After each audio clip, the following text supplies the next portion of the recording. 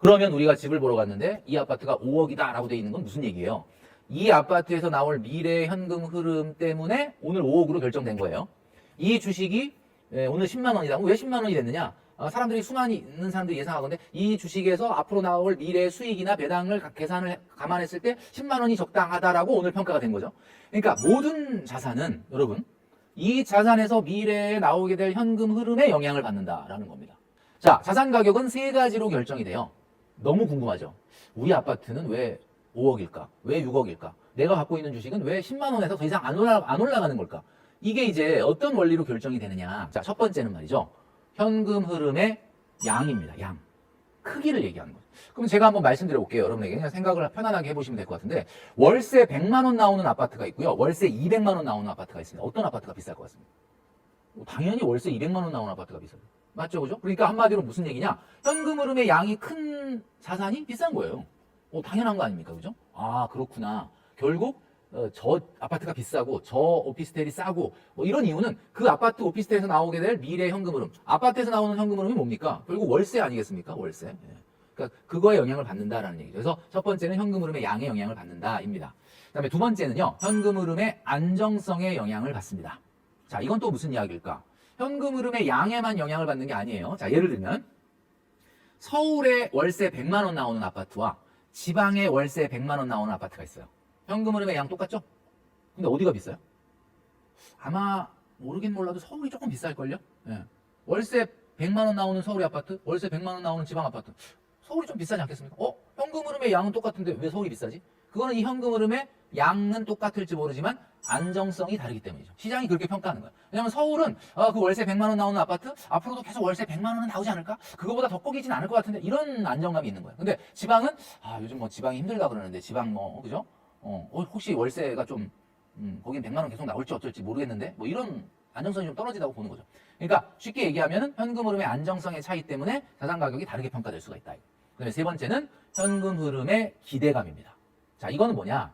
제가 좀 전에 안정성을 말씀드렸는데 안정성이라는 말은 이런 거잖아요. 현금 흐름이 앞으로 절대 변하지 않을 가능성. 그거잖아요. 근데 가능성을 넘어서 기대감이라는 말은 무슨 얘기냐면 좀 증가될 확률을 얘기하는 거예요. 좀 월세가 올라가지 않을까? 뭐 이런 거예요. 이 기대감은 어느 지역이 있을 것 같아요? 예를 들면 부동산 얘기를 이왕 하다 보니까 뭐 이런 아파트 얘기를 하게 됐는데 흔히 봤을 때 좀 인기 있는 지역은 왠지 그냥 사람 저기는 월세가 좀 올라갈 것 같은데 뭐 이런 느낌이 있잖아요. 그게 예를 들면 기대감이라는 거거든요. 우리가 자산 가격을 볼 때 가장 중요하게 봐야 되는 거는 현금 흐름의 양만 보면 안 되고 저 자산이 얼마나 현금 흐름의 안정성이 있고 그게 사람들이 얼마나 좋아하느냐, 열광하느냐, 기대를 갖느냐를 읽을 수 있어야. 그래서 사회과학이에요, 경제가. 참 어려워요. 우리나라에도 뭐 서울에 이제 주로 뭐 강남 지역, 뭐 굉장히 인기 있는 지역 아파트 굉장히 비싸죠. 월세에 비해서 수익률이 너무 떨어져요. 근데 왜 비싼데 왜 사죠? 올라갈 거라고 생각한 거예요. 그러니까 이거를 읽어내지 못한다면 자산 가격의 움직임이 이해가 안 가는 거야. 분명히 수익률이 낮은데 이렇게 되는 거죠. 그러니까 제가 오늘 말씀드린 이 세 가지를 잘 추적해 볼 수 있는 눈이 필요하다. 자, 그래서 제가 예를 들어 보려고 하는데 제가 지금 좀 전에 말씀드렸던 내용을요. 수식으로 말씀드리겠습니다. 수식으로 말씀드려야지 또 이게 굉장히 이런 걸 또 좋아하시는 분들도 있더라고요. 그러니까 저건 약간 그냥 말로 얘기하는 것 같으니까 뭔가 딱 정리된 수식이 있습니다. 제가 말씀드리는 건 이거예요. 바로 이 자산 가격의 결정 공식이라는 겁니다. 이게 지금 보여드리고 있는 건데 간단한 산수예요. 이게 도대체 무슨 얘기지? 라고 생각할 수 있는데 제가 지금부터 말씀드리는 예를 보시면은 저게 그런 뜻이구나 라는 것을 아마 아시게 될 거라고 봅니다. 제가 예를 들 때 무슨 예를 들까 하다가 서울에서 제일 비싼 34평. 34평이면 국민 평형 아닙니까? 뭐 굉장히 큰 평형은 아니고 일반적인 그냥 방 3개 화장실 2개 이런 아파트인데 자, 이 아파트가 얼마냐라고 제가 여러분들한테 공개해드리면 와 진짜 말도 안 돼. 뭐 이렇게 생각하실 거예요. 근데 일단 첫 번째로 뭘 확인해 봐야 되냐? 우리가 말씀드렸잖아요. 자산 가격의 세 가지 중에 뭘 먼저 확인해야 되냐? 현금 흐름의 양을 먼저 확인해요. 그럼 이 아파트의 현금 흐름의 양은 어떻게 파악할 수 있을까요? 현금 흐름의 양이라는 거는 월세라고 했죠. 그래서 한번 찾아봤어요. 자, 이 아파트의 전월세를 한번 보여드리고 있는데 지금 전월세 보니까 5억에 550입니다. 이게 무슨 얘기냐? 5억을 보증금 내고 월세를 또 550 내라는 거야. 와, 6층인데. 와, 대단하다. 그 다음에 23억 전세가 또 있네요. 그리고 뭐 22억도 있고. 이게 제가 이제 조사를 해보니까 평균 23억 정도 돼요, 전세가. 매매가 아니고 전세가. 와, 놀랍죠, 그죠? 23억을 그러면 월세로 전환하면 얼마나 받을 수 있을까? 보통은 월세 금리는 시중 예금 금리보다 최소한 1.5% 정도 높거든요. 그렇기 때문에 한 5% 정도 곱해 보겠습니다. 5%. 23억 곱하기 5% 하면 1억 1,500이에요. 그러니까 1년에 최대한 월세를 땡겨서 받으면 1억 1,500 정도도 받을 수 있다. 물론 뭐 이론상에만 존재하는 겁니다. 보증금 빵으로 했을 때. 보증금 빵으로 하는 주택은 없으니까. 예를 들면 풀로 월세를 받으면 1년에 1억 1,500 정도를 받을 수 있는 아파트인 거예요. 그러면 거의 1년에 한 달에 900만 원 월세를 내야 된다는 얘기인데, 이게 제가 지금 아까 몇 평이라고 그랬냐면 34평이라고 그랬죠. 야, 그러니까 34평 아파트에. 와, 대단하다. 근데 1억 1,500이 현금 흐름은 아닙니다. 왜냐면 여기서 집주인이 재산세를 내야 되거든요.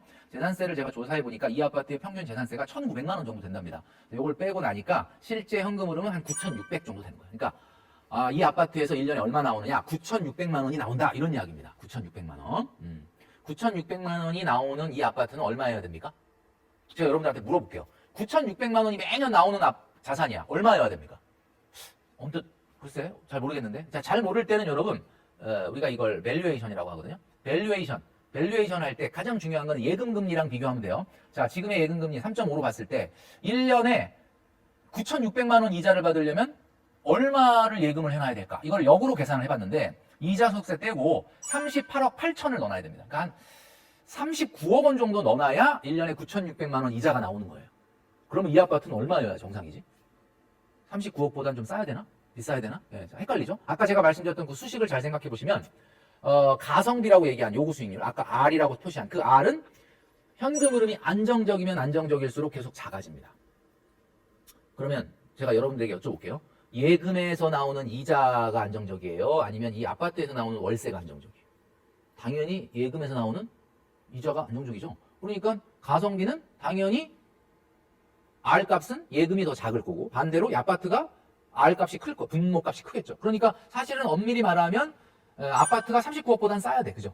그런데 제가 공개해 보겠습니다. 이 아파트 가격 짜잔 얼마인가? 현재 가격이 43억 천입니다. 아까 34평이라고 그랬죠? 34평인데 이게 대한민국에서 제일 비싼 34평이에요. 아마 한강이 보여서 그런 것 같은데 아무튼 43억 천이야. 와, 그러면 이거 너무 비싼 거 아니냐라고 생각하실 수 있죠. 아닙니다. 제가 아까 수식을 보여드렸잖아요. 자산 가격은 그렇게 단순하게 결정되는 게 아니다. 아까 제가 수식을 보여드린 게 이거죠. 수식이 뭐냐면 이거예요. 자, 여기다 한번 대입을 해볼게요. 현금으로 얼마라고요? 9,600. 자산 가격 얼마? 43억 천. 그 얘기는 9,600만 원이 매년 나오는 자산을 43억에 사고 있다는 얘기죠, 사람들이. 그럼 이거 몇 퍼센트 수익률이냐? 9,600 나누기 43억 천 하면 계산기로 간단하게 계산이 됩니다. 몇 퍼센트냐면 2.22%예요. 2.22%. 그러면 2.22%에 이렇게 낮은 수익률인데 왜 도대체 43억에 사느냐? 제가 아까 말씀드렸잖아요. 지금의 수익률도 중요하지만 미래의 기대감이 반영돼 있으니까 이 아파트가 1년에 최소 몇 퍼센트는 오를 거야 라고 하면 그 퍼센트만큼은 빼고 계산을 하는 거예요. 분모에서 R-G라고 그랬으니까. 그래서 아까 얘기했던 것처럼 가성비는 예금금리보다 이렇게 높아도 이게 2.22%가 나오게 된 이유가 뭐냐? 여기서 2.28%는 빼고 생각을 하기 때문에 그렇습니다. 그러니까 사람들이 아파트를 보면서 야, 이게 1년에 2.28% 정도는 올라갈 거야 라고 생각하고 43억에 사고 있다는 뜻이에요, 지금.